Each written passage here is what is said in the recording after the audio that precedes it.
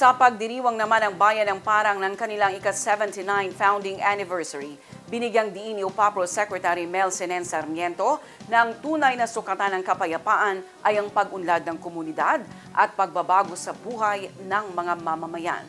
Narito ang report. Kung ipaabot ang mainit na pagbati ng Office of Presidential Advisor on Peace, Reconciliation and Unity sa lahat ng mga Parangenyo sa pagdiriwang ninyo na ika-79 na anibersaryo ng inyong bayan.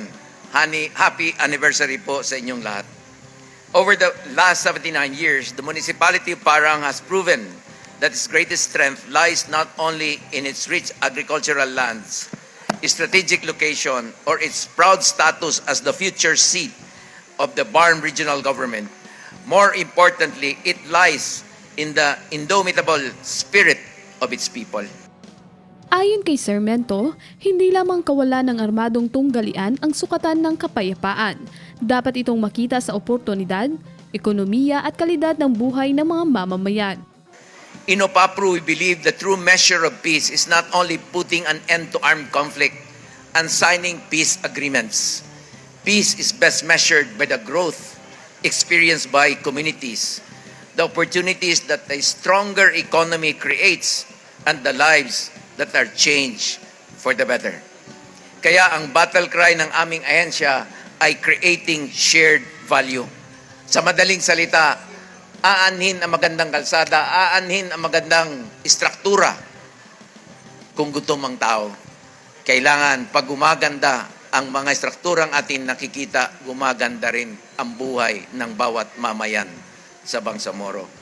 Nanawagan din ng opisyal ng mas matibay na pagtutulungan ng national government, BARMM, lokal na pamahalaan at iba't ibang sektor para sa pangmatagalang kapayapaan.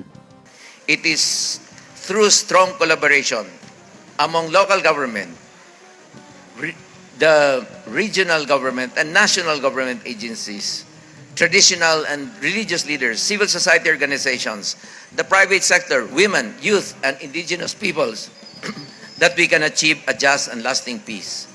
Binigyan din ni Sarmiento ang oportunidad na hatid ng Bangsamoro Organic Law at ang mga programang susuporta sa paglago ng rehiyon. Alam niyo po, maswerte kayo na nabigyan po kayo ng oportunidad nang naipasa po yung BOL. Ang ating hinihinging self-determination ng Bangsamoro people.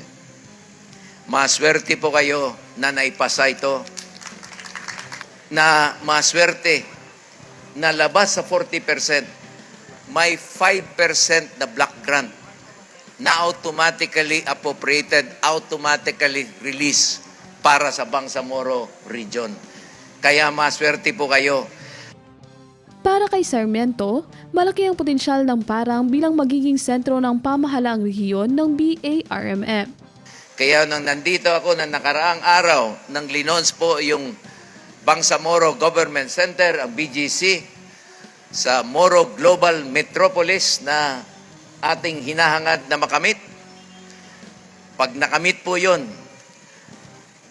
tulong-tulong ang lahat. Madaliin nyo na. Nang nakita ko yung video, sabi ko, kung ganun nakaganda ang Parang, lilipat na lang ako dito.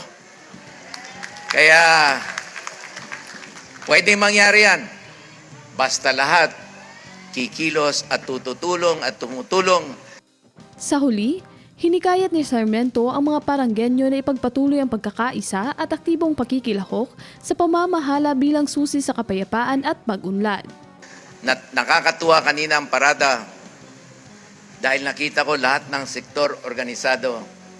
Yan po ang tunay at tinatawag na participatory governance. Naway patuloy na umunlad at pagsilbing tanglaw ng kapayapaan, pagkakaisa at sama-samang pagkilos ang bayan ng Parang.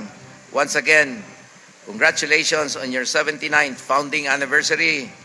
Mabuhay ang Parang, mabuhay ang Bangsamoro, mabuhay ang bagong Pilipinas, mabuhay po tayong lahat. Syukran! Criza Chavez, iMinds, Philippines.